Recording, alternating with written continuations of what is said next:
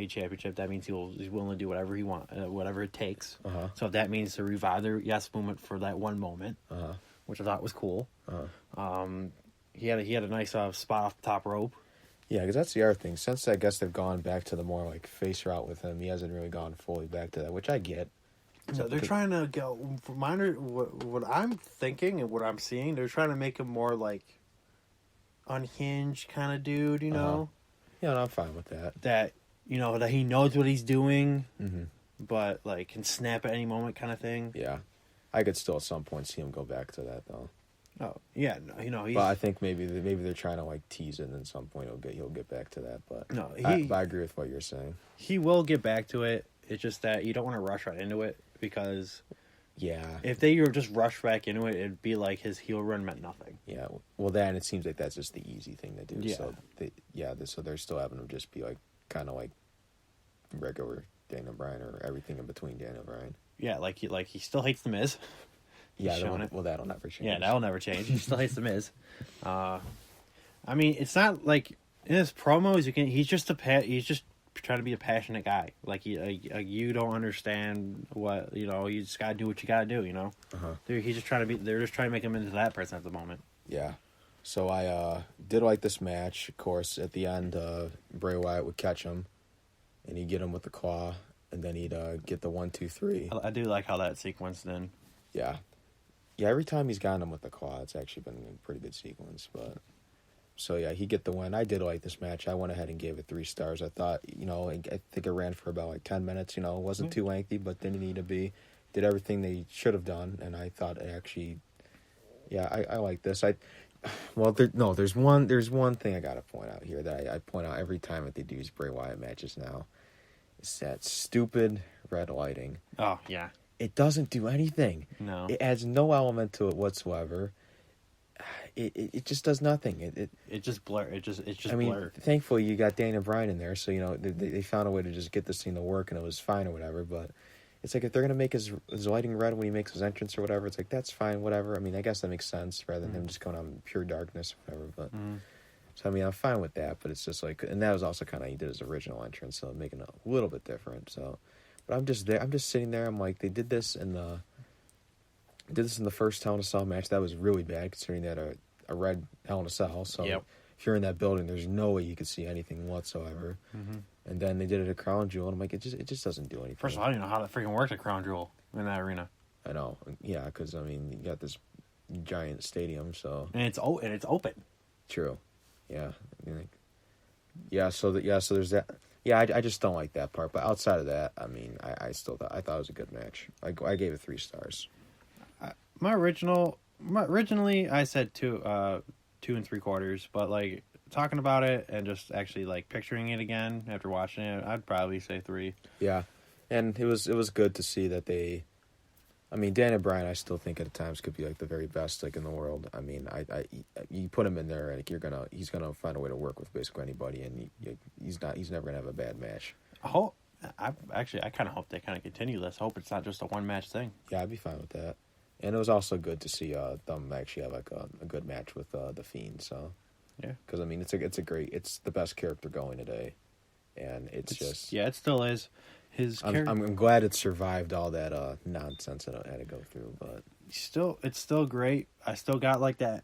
I still have that goosebump feeling every time I see him, and I'm still entertained by when he shows up for Firefly Funhouse. So I'm glad that didn't get ruined. It's just like unfortunately he hasn't really had like an entertaining match yet. But this is definitely Pat. This is definitely it's the beginning stages still. I mean, I know he's been around for now 4 months, The Fiend. Yeah. But it's still technically considered beginning stages because you don't see him regularly. Yeah, which I think that's good because I don't think it could be an everyday thing. No, it can't. So him wrestling just on the pay-per-views I think is the right route. So I like that, and it's like you watch the pay-per-view and you to see him wrestle. Yeah. So I mean I think that's which I kind of dig his championship entrance. Yeah.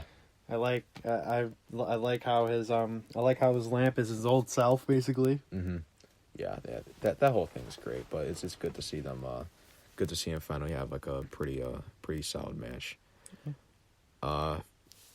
Next, we had the Men's Survivor Series match, which saw Team SmackDown, Roman Reigns, Braun Strowman, King Corbin, Mustafa Ali, and Shorty G.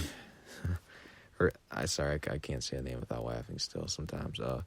I'm still calling him Gable. I mean, that's what I want to do, but I mean, I don't know. This is how it's presented and that's how it's announced. But you had Team Raw, very strong Team Raw. We had Seth Rollins, Drew McIntyre, Kevin Owens, Randy Orton, and Ricochet. Yeah, that is a beast team. Then we had Team NXT, which was announced on the pre-show. Yeah, by Shawn Michaels, which saw Tommaso Ciampa, Damian Priest, Matt Riddle, Walter, the NXT UK champ, and Keith Lee. Me, in my opinion, though, with all those guys, like, I'm not saying they're bad picks. It's just very, like, that's definitely, like, mix. Yeah, it's definitely a mix. Did see that with they didn't shy away from using the UK brand because they used they used Tony Storm and they used Walter. Technically it is part of NXT. Still NXT. Yeah, and they've been on the show itself. So yeah, I mean, again, their UK Women's Champion was on regular NXT Takeover. So yeah, she was there the previous night. So I did like this. I thought they did a lot of good things in there. But what took this from being just good and what could have made it even better was just some of the direction of how they did these eliminations. Yeah. Just some of the booking. First off, we're just gonna get right from the top. Yeah, I cannot believe that they had Walter be the first one eliminated from this. Like that just baffled my mind. In my head, I'm thinking, they're gonna go. Shorty G or Ali's going to be the first one out of this, out of the match. Or if I had to pick, if it was going to be someone from NXT, I thought they'd just Damian Priest just because he's new. Yeah. But I could not believe that he was the first one out of there. I'm like, this guy's the NXT UK champ. I mean, what a way to make him look weak. And it was bad enough that they had him and Imperium on Raw losing. Yeah, to freaking Seth Rollins, Street Profits, and Kevin Owens. Yeah, so I mean, I didn't. So yeah. Kind of a side note. Speaking of Kevin Owens, Team Raw. Seth Rollins, I've evidently in the backstage segment questioned Kevin Owens' loyalty because Kevin Owens did show up on an NXT event last night. Yeah, the previous night. Just a little side note to point out. Yeah. But nothing really went beyond that. Yeah, and he was eliminated by Drew McIntyre, so that was also interesting. I at least it wasn't by someone stupid. Not that I mind Drew McIntyre, but in some ways, I actually wish he was still with NXT or even NXT UK at this point. Yeah, because this guy could be a world champion on Raw or SmackDown, but they just constantly it seems like he's always in that mix, but then like they just never give him that spot to like make that next step. So you know what I call that? The Braun Strowman effect. I mean, he's in there. I mean, the Braun Strowman one in some ways is worse, but. Yeah. Just because they actually protect that guy and they still don't. And they still don't do shit. Yeah, so Walter would be eliminated by Drew McIntyre. Next would be Shorty G. He'd be eliminated by Kevin Owens. Kevin Owens would be eliminated next by Tommaso Ciampa. And then Damian Priest would be eliminated by Randy Orton. And then this one actually was kind of interesting to me. Yeah, I was kind of surprised here that they had Riddle eliminate Orton. I don't know if it... I was kind of surprised, I guess you could say. I thought Randy would probably last in that, not final three as in the final three, but as the finalist on the team, Yeah, I always think that he's going to get eliminated by a Roman or somebody like that. But, it was... I guess you could say, in a way, maybe it's kind of cool. They kind of let Riddle get the elimination here, kind of put him over in a little way, maybe, but... The modern-day Rob Van Dam. Yeah, he totally is. But she's even got a tattoo of a shroom on the side. But then once again, I did say maybe they put him over in a little way, but then right as that happens, he would follow up by getting eliminated by Corbin. Yeah, another issue was that I noticed that there was a rapid, fast-paced elimination. Yeah, there was a period of time where they just kept eliminating people left and right. Which I guess when you have that many people in this kind of match, that's just probably bound to happen. But another thing is, I noticed the crowd was not for Corbin at all. They were just they were not liking the fact that he took Riddle out, and they did not like the fact that he even took Ricochet out. Yeah, no, that's just how it's been for. And in between that, Strowman would get eliminated. by count out, which I figured that's how they would do it. Because he took a Claymore to the face. Yeah, and I noticed whenever they had these kind of matches, that's how they always kind of take him out of it, pretty much, because they don't want him to get pinned. Yeah, because look, in 2016. Yeah, 2016 he was counted out. Because Ellsworth, somehow he couldn't escape Ellsworth's grasp. Yeah, I think Ellsworth was like distracting him or something like that. And then Mustafa Ali would be eliminated by Seth Rollins. Drew McIntyre would be eliminated by Roman Reigns. So he was actually in there a while. Yeah. Corbin would be eliminated by Ciampa. That would get a good reaction. Yeah.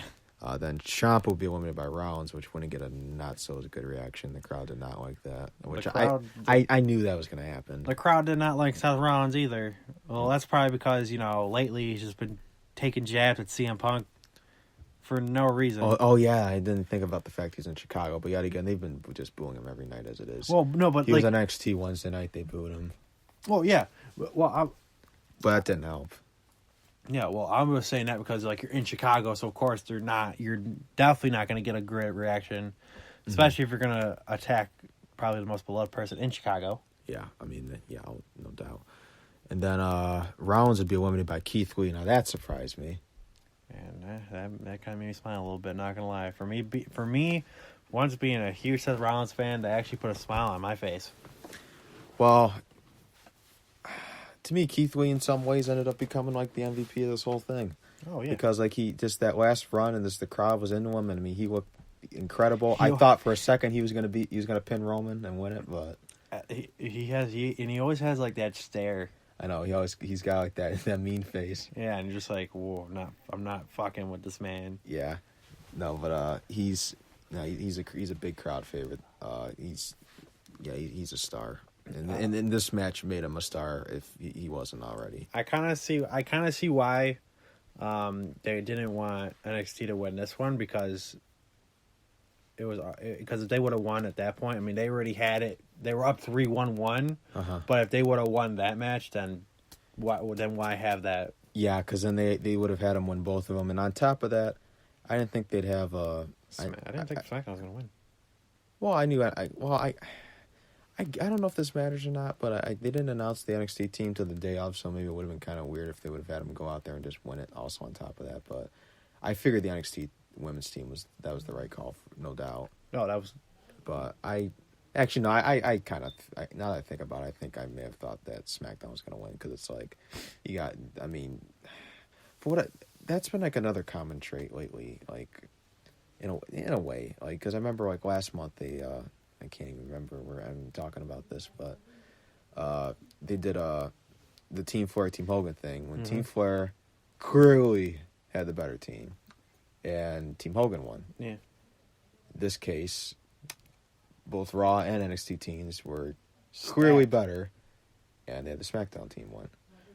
So I don't know if, as I said, I don't know if that really matters. It's just kind of like a... Like, I get it. SmackDown still had Roman, Strowman, but still, first of all, you had one heel on your team.